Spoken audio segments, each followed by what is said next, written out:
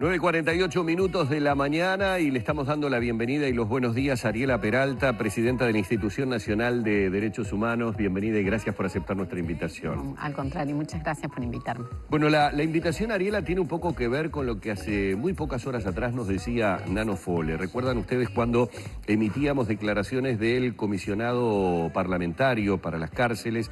Que daba datos, algunos de ellos que, bueno, fueron motivo de más de un título de prensa con respecto a la cantidad de muertes, de heridos que se habían dado en este último año en cárceles de nuestro país. Pero más allá de eso, habló sobre, en particular, algunos módulos, algunas situaciones en donde el trato, bueno, a juzgar por los dichos del comisionado parlamentario, es inhumano. La primera pregunta que se me ocurre antes de hablar de las denominadas reglas de Mandela, que también va a ser tema de conversación con Ariela, es si lo que nosotros conocimos, cuando digo nosotros me refiero a los ciudadanos comunes, fue algo que ya estaba en conocimiento del Instituto de Derechos Humanos, porque en algunos casos la descripción brindada por el comisionado parlamentario fue particularmente dura con respecto al trato que recibe más de un recluso. Sí, la institución, a ver, para un poco ver las funciones, la institución tiene adentro de la institución lo que se llama el Mecanismo Nacional de Prevención de la Tortura. Eso es, para hacerlo muy rápido, es el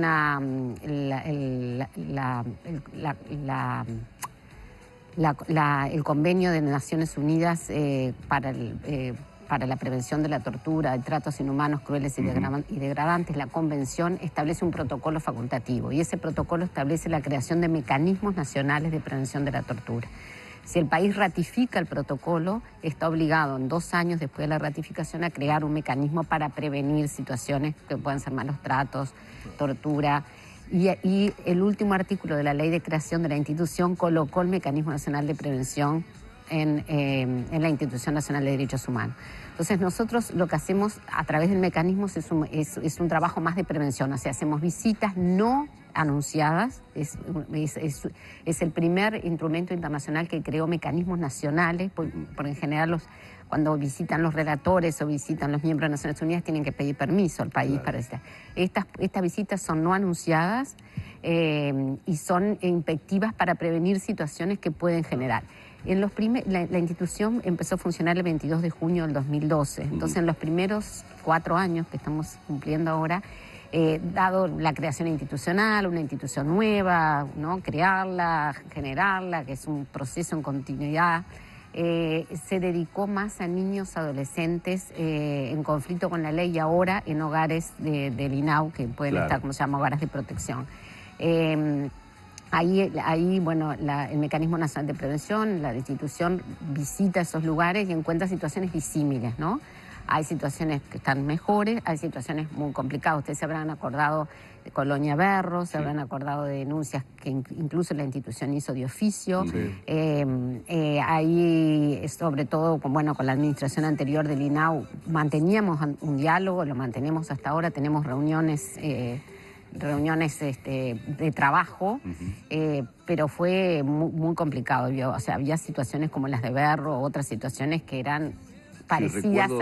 Recuerdo después de la situación más complicada, un traslado que hubo que realizar en donde hubo un procedimiento policial que no sé finalmente desde el punto de vista judicial a qué arribó o si todavía está en proceso de investigación. Algunas de las denuncias que nosotros hicimos derivaron en procesamientos de algunos funcionarios. Y bueno, nosotros siempre miramos los dos aspectos, ¿no? Porque siempre hay que mirar las dos caras en la vida penitenciaria o en la vida de situación de detención.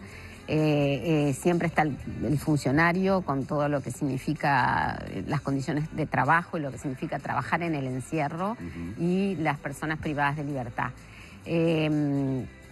Algunas cosas nosotros notamos que han mejorado, y yendo a lo que tú mencionabas sobre el informe del comisionado parlamentario para el sistema penitenciario, la institución no ha tenido tantas visitas a las cárceles de adultos, justamente también porque coordinamos mucho con el comisionado parlamentario, que su mandato es sobre las cárceles de personas adultas, o sea, sobre la detención de personas adultas. Entonces él es el que está, o sea, su tarea, su mandato es esa situación. Sí, sí sabemos que hay situaciones complejas, la institución estuvo presente en algún motín, después de algún motín, como para ver cuáles eran las situaciones, y sabemos que en el CONCAR, esto que señala el comisionado, es una situación complicada. Concretamente, Ariela, ¿qué es lo denominado las reglas de Mandela? ¿Qué es lo que buscan y qué hay que mejorar para poder estar en sintonía con lo que están proponiendo? Es bien interesante porque las reglas para el tratamiento de los reclusos de Naciones Unidas, que son como las directrices, las guías que guiaron siempre el tratamiento de los reclusos desde la Comisión de Prevención del Delito y Justicia Penal del Consejo Económico y Social de Naciones Unidas, son de 1955. En el medio ha habido reglas, las reglas de Beijing, las directrices de RAI, dirigidas, por ejemplo, a grupos, a la mirada, la perspectiva de género en el encierro, la situación de niños, niñas y adolescentes. Pero las reglas de tratamiento de los reclusos desde 1955 no se revisaban.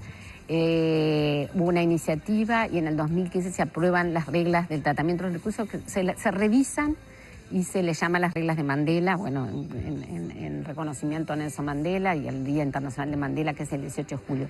Estas reglas yo encuentro que son están muy bien, recogen una cantidad como te decía, de lo que nosotros llamamos, no es un derecho vinculante, pero son directrices, reglas, cuestiones a seguir, y van desde, es impresionante porque realmente recogen que la dignidad de las personas en prisión es la cuestión más importante, y si ustedes miran, está desde los tratamientos de salud, las perspectivas particulares a grupos en situación de vulnerabilidad, el acceso al deporte, la higiene, celdas donde deben ser individuales, todas las reglas para el no hacinamiento, prácticamente recogen todos los derechos que tienen los reclusos en el día a día, el acceso a programas educativos, el acceso a posibilidades de trabajo, la posibilidad de denunciar situaciones, o sea, todo un mecanismo en el que se pueden denunciar situaciones que se consideran arbitrarias, que se pueden desafiar o discutir resoluciones de la dirección disciplinarias, y todo un mecanismo que lo protege. Uno sabe, ¿no? Si uno en el encierro va a disputar una regla disciplinaria, bueno, las consecuencias pueden ser. Entonces, todo un mecanismo de protección para eso. También trata la situación de la asistencia letrada, la justicia penal, los extranjeros, el acceso al idioma que se puedan, para que la persona pueda entender, los recursos existentes, y también habla de los trabajadores y también sobre la situación de quienes trabajan en las cárceles. Son amplísimas, están divididas en capítulos, pero si uno, yo creo que el gran valor que tiene no solamente es la actualización, sino la puesta en escena, bueno, de que la persona lo único que pierde, que siempre lo decimos, es la libertad ambulatoria, pero todo el resto de su proyecto de vida, de su vida, y sobre todo para el egreso, ¿no? Y tomando esa vara, que son las reglas de Mandela, ¿dónde estamos? Porque te escucho y creo que estamos lejos. Sí, tenemos que estudiarlas, tenemos que implementarlas, tenemos que aplicarlas. Si uno mira, si uno realmente las lee, los invito a leerlas, es una lectura también simple, no es una lectura tediosa de derecho, de una convención. Sí, estamos en algunos lugares estamos lejos. O sea, las reglas establecen condiciones de vida para los reclusos dignas, y estamos hablando realmente dignas, de que puedan vivir una vida con higiene, porque se detienen en cuestiones como esa, una vida donde el contacto con el mundo exterior sea lo más amplio posible, una vida de la rutina en el buen sentido, de tener cuestiones para hacer, para progresar, para prepararse para el egreso, de una vida, bueno, que las sanciones estén súper regladas, que se puedan discutir, de una vida... incluso hablan las reglas de Mandela de la posibilidad de una autogestión, en algunas situaciones la posibilidad de autogestionar cárceles o lugares de encierro, propuestas de los reclusos, no hacinamiento, no aislamiento, o sea, por supuesto que existe la posibilidad de sanciones disciplinarias, pero bueno, el acceso a la salud al mismo nivel y en la misma situación y con la misma premura o atención necesaria que tienen los demás habitantes que viven fuera de las cárceles. Usted, me imagino, tuvo acceso, o sea, escuchó las palabras del comisionado parlamentario específicamente en el punto sobre el tema ocio, sobre las pocas actividades, la necesidad de que tuvieran los reclusos motivaciones que determinaran que no hubiera tanto tiempo ocioso. Hizo especial hincapié en todo el tema educación, en el tema de salud, pero fundamentalmente en lo que eran actividades, obviamente las deportivas, pero también aquellas actividades de trabajo, de capacitación. Parecería que estamos muy lejos de estas reglas de Mandela, ¿no? Porque es a lo que apuntan, efectivamente a lo que el propio comisionado parlamentario señalaba como una situación de preocupación. Exactamente, estas cuestiones que él describe, sobre todo en módulos del CONCAR, que él describe y que nosotros, por ejemplo, en menores, en situación de niñas ni adolescentes en conflicto con la ley, lo hemos también visto en algunos lugares, que es el encierro con horas y horas y horas y horas y horas de todo el día de estar adentro de la celda, en una situación también que es muchas veces de hacinamiento y de poca higiene, una situación de vida que no es, además del encierro, no es para nada gratificante o digna. Justamente lo que estas reglas apuntan y la comparación que tú hacías es absolutamente pertinente en cuanto a lo que el comisionado ha puesto en agenda en estos días, es la necesidad de tener la preparación para el egreso. Tenemos, o sea, es esa frase que repetimos y tenemos que convencernos y tenemos que pasarle a la realidad a esas personas que lo que queremos como sociedad para hacer una sociedad mejor es que esas personas vuelvan a la sociedad con posibilidades de tener un proyecto de vida mínimo. Si estás encerrado 24 horas del día por mucho tiempo, muchas veces las condenas son largas, bueno, es imposible que puedas desarrollar posibilidades de aprender oficios o reinsertarte en el sistema educativo. Ese ocio, eso además genera violencia, genera situaciones de violencia. Sí, los niveles de reincidencia de alguna manera también tienen que estar absolutamente ligados a las pocas expectativas que puede tener una persona que ha tenido esas condiciones de vida durante años. Nosotros en eso coincidimos con el comisionado parlamentario para el sistema penitenciario. Mayor preparación para el egreso, cortar esos niveles de aislamiento y de ocio, de encierro prolongado sin actividades, más actividades. ¿Puede ser positivo para todo eso la descentralización del INR? Puede ser positivo, puede ser, depende. Que sea un organismo independiente. Sí, para todo eso se necesita capacidades humanas, eso es fundamental. Por ejemplo, una cosa que apuntaba el comisionado parlamentario, que es la necesidad de que los directores de cárceles sean técnicos, o sea, el desarrollo de capacidades. Las reglas de Mandela también está la necesidad de que las personas que trabajan en las cárceles estén capacitadas para ese trabajo. Es un trabajo también muy difícil. Entonces, la necesidad de que haya distintas profesiones que estén capacitadas para manejar situaciones difíciles. Entonces, bueno, una cosa que levantaba el comisionado es que los directores o directoras de cárceles sean técnicos. Se necesita mayor preparación y atender situaciones particulares, ¿no?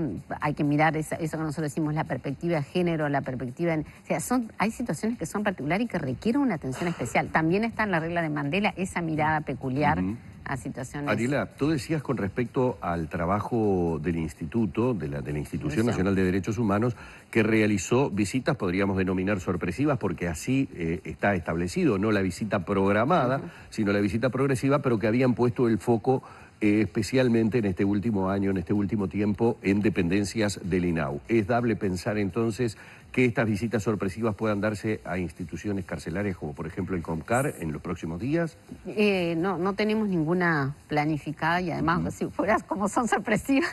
No la estaríamos anunciando, ¿no? No la estaríamos anunciando, pero bueno. No, está bien, pero hasta entiendo... Saber si el foco pasa, digamos, de la minoridad infractora a esta situación, por ejemplo, de los reclusos del Entiendo la Conclave. mirada y es importante. A ver, nosotros lo que no queremos es superponer también por los recursos del Estado, ¿verdad? Y también porque es bueno coordinar la institucionalidad en materia de derechos humanos, que esté bien coordinada, que cada uno cumpla sus funciones y pueda retroalimentarse, ¿verdad? Con las cosas que hace cada uno. Lo que tenemos planificado es, bueno, visitas, mayor cobertura de hogares, lo que se llama hogares de protección, o sea, no niños, niñas y adolescentes que hayan estado en conflicto en la ley, sino que están en el INAU por otras situaciones.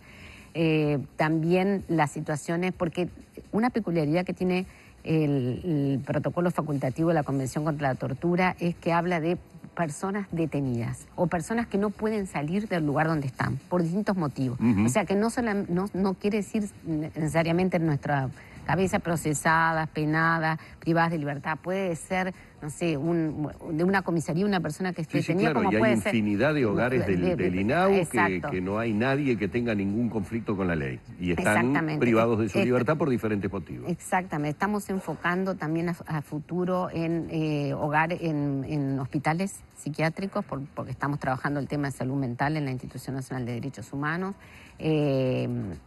Hoy vamos a la Comisión de Salud a dar opinión sobre el resultado de un trabajo de un año, de un grupo de trabajo interinstitucional y con la academia y usuarios y las organizaciones de sociedad civil que trabajan en el tema sobre el proyecto de ley de salud mental, pero estamos pensando en situaciones que están como muy invisibilizadas, como son los hospitales psiquiátricos o hospitales en que están personas mayores, muy mayores, y que bueno, ahí creemos, hemos estado hablando con el Ministerio de Salud Pública, con ACE, creemos que hay también que revisar qué situaciones están esas personas y ahí estamos también poniendo el foco. No quita que no vayamos a una cárcel de adultos. Bien.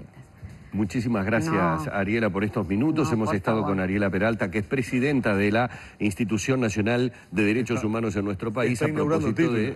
¿Sí? Sí. Está como presidenta hace 2 semanas. Hace el 23 de junio asumí. Poquitito, ¿eh? 23 por de un junio. año. Sé que puede tener, me van a matar porque ya me pidieron que cerrara. Voy a cerrar y no va a ser muy prolongada la respuesta de Ariela porque me va a decir seguramente que no. Pero la situación esto tiene que ver con algo que estoy leyendo ahora, que es un informe del diario El País de España que pone entre sus títulos la difícil libertad de los 6 de Guantánamo, refiriéndose a los 6 ex reclusos de Guantánamo refugiados en nuestro país. ¿La situación de estos ex reclusos es seguida por la institución? Voy a ser súper corta. La institución no siguió esta situación porque era una cuestión como de Estado, ¿verdad? El Poder Ejecutivo tomó, si ustedes se recuerdan esto, como una política de Estado y negoció, como se quiera, o estableció cuáles serían las condiciones. Pero es buena la pregunta y muy actualizada porque hoy en el Consejo Directivo de hoy vamos a tratar el tema de uno de los ex detenidos en Guantánamo, la persona siria, que ustedes han visto que ha estado en las noticias. Estamos muy preocupados por cómo se ha cómo se ha trabajado esa situación y creemos, y nos han requerido varios ¿Cómo se ha trabajado? ¿En qué sentido? Bueno, que se ha dicho que ha salido a una aerolínea privada, estuvo hablando sobre su situación, o sea, estamos... ¿Por el seguimiento de inteligencia que se le ha hecho? Exactamente, recogimos la información y hoy en el Consejo Directivo de hoy, no se olviden que la institución está presidida por un Consejo Directivo de 5 miembros, yo ejerzo la presidencia por un año. ¿Pensás que se pueden haber violentado algunos derechos? Puede ser. No lo puedo decir ahora porque no lo hemos tratado, pero hoy es un tema que está en el orden del día y está como... ¿Por la publicación de la foto estamos hablando? Estamos hablando por varias información y por varias situaciones, pero sobre todo no nos referimos a la información, porque bueno, libertad de prensa es súper importante, libertad de acceso a la información, libertad de expresión, entonces nos referimos a cuál es la situación en la que él está, qué procedimientos se le han sometido o no, si eso le ha vulnerado algún derecho en la situación que está en Uruguay o no. Por ejemplo, seguimiento a nivel de inteligencia policial. Por ejemplo, podría ser esa una de las posibilidades. Entonces, recogimos la información y hoy con la información... Sé que el directorio es el que va a analizarlo. ¿Vos qué pensás personalmente? Me reservo la opinión. Está bien. Tenemos un artículo de la ley que dice que no expresemos opiniones sobre cuestiones que va a tratar el directorio Está bien. justo. Entonces, Hábil declarante. La tengo que despedir, Ariela, pero esto digo...